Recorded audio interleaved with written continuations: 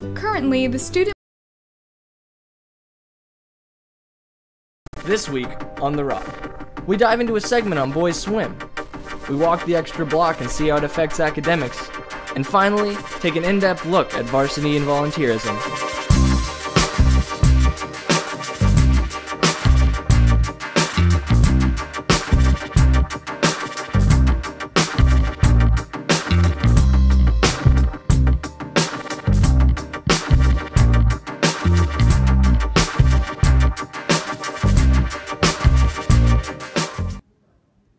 Welcome back to The Rock, everyone. I'm Abby Davis. And I'm Mason Blackburn. We may be sitting here in this nice new building, but our new school's construction isn't complete yet. That's right, Abby. The new CTE wing is currently being built, and the gym and Broadneck are being renovated. This construction has posed a challenge to the school district, having to move some classes and school sports to off-campus locations. Micah Arnott and Lily Adkins produced a segment about these challenges and the opinions of the students it's affecting. Currently, the student body is in a period of adaptation that requires students and faculty to make a few sacrifices.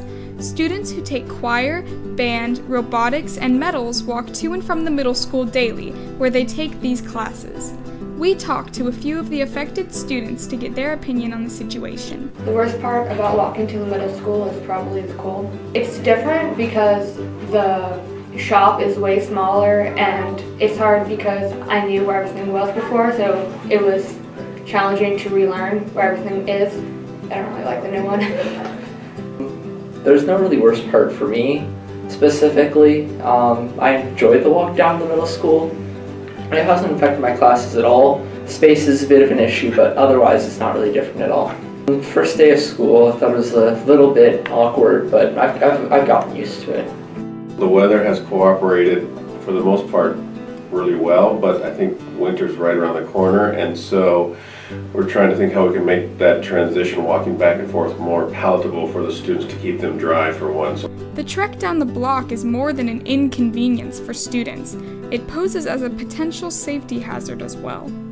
But I think we've had a couple close calls that have been reported to us by people driving on over by the middle school when students are crossing. So safety is my biggest concern. Not only elective courses are impacted by construction. In addition, PE classes located down on Rice Field will face some hurdles. With limited space in the field houses themselves, Mrs. Fankhauser's sports class will need to adjust accordingly. I'm gonna have to be pretty creative. I think that's the most challenging part, is you're trying to, meet different students' abilities and needs and demands. Just really appreciate just the students' willingness to be in the field house and give their best effort. With the gym in the middle of development and winter sports right around the corner, the AHS basketball team faces similar issues. Our home games will be at Skagit Valley College, but we'll still be practicing at the middle school. As a team, I feel like even though we're going to be traveling for every game, we should still be preparing the same way, even if we were playing at the high school gym. It doesn't really affect us too bad that we're out of Skagit, other than just not getting to practice on the court that are going to be our home games. I want people to come to the games, I want them to be loud, I want them to cheer for us, and I just don't know if we were going to get as many people as we normally would at these games. So we've got to get everyone out there that wants to come watch us play. I'd rather just focus on how it can help us. I can't do anything about it, and so now I want to work with it and turn it into something that's going to make us better. When the project is complete next year, walking the extra block for choir or driving the extra half hour for basketball games will definitely be worth the wait. Don't forget to support the boys and girls basketball teams, as this season's home games take place at Skagit Valley Community College. Basketball isn't the only winter sport, however. There's also boys swim and dive. Jacob Hoxie made a segment about the team as they reflect on last year's season and look forward to this year. Winter sports are finally upon us. With the season starting up, we sat down with Emmett Moore, captain of the boys swim and dive team, to get his perspective on the upcoming season. I think the team will do really well this season if we put in the work that I think we can. We've got some new swimmers as well as some returning swimmers that I think are going to make it a great season. We lost a little bit of talent last year, but I think we have some freshmen coming up that'll hopefully carry that burden. And I think everyone else has gotten better at swimming as well. 3 of the goals we have for the swim season is to win B-Champs districts and state. B-Champs is for our JV swimmers, and then there's districts for people that qualify for it, and we've won that last year. And then there's state for people that qualify for that, and we also won that last year. Last year, Moore helped the team bring home a state title by winning the 100 butterfly, setting a state record along the way. With this being the team's 3rd win in the last 4 years, tensions are high going into this year's championship meet, as the boys hope to bring home the trophy once again. The state was a really fun atmosphere this year. Everyone was cheering for each other, really pushing each other, and I think that's why we had such great successes. It's just the whole team dynamic of everyone being there for each other and supporting. Miss Mix, the team's head coach, was also happy to see the boys perform well at state last year. Last year at state was a lot of fun.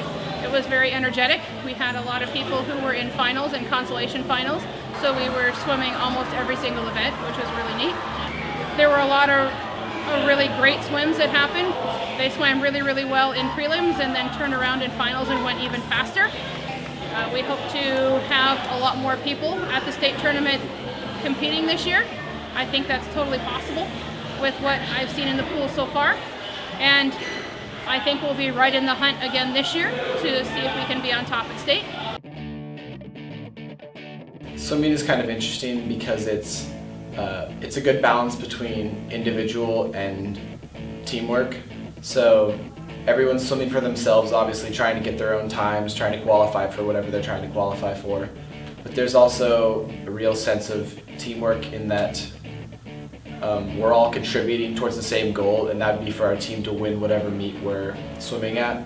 You're with all your friends, and you're all pushing each other, and you're either cheering or swimming. There's never really a dull moment with them.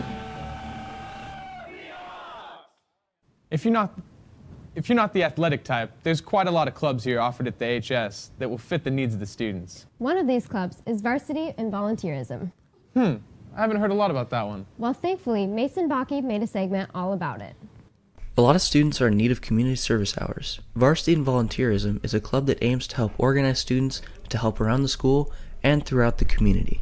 The basic premise is just getting people out and doing volunteer work in the community. So we meet once a week and talk about different volunteer opportunities available, and then students go out on their own time and do those hours. People from around the community email our advisor about volunteer opportunities, and then we go and volunteer. Some examples are that I go to Island View, and on Thursdays I tutor a little girl, and on Fridays I work in the music class. So we've been doing a lot of work with the food banks in town and just having kids kind of package food and organize it. We also recently have been doing elementary tutoring, so students will go to the elementary schools after school and work with specific students and in classrooms, just helping the kids there. A big one that we do that's coming up is called Celebrate the Season down at the port, and so students will help with the event, setting up, taking down, and so we do all sorts of stuff like that in the community. The goal is to get 100 hours, which we can then be given a varsity letter, which looks really good on college applications. It's also a good way to get your school community service that you need to graduate high school. So if you need those, that's really important. But we're always looking for different opportunities, so if any other clubs need volunteers for any reason, then we would love to help with that. Our next meeting is on November 26th. It's on a Monday. You just come, and then there's a sign-in sheet, and it's super simple. You just get a bunch of opportunities that you can choose to do. That's going to wrap up today's show, but as always, we'd love to hear your input. If you have any questions or comments, please let us know at therock@asd103.org. We hope you all have a happy and safe Thanksgiving, and don't forget to tune in for next week's show. And from our rock to yours, have a great day, AHS.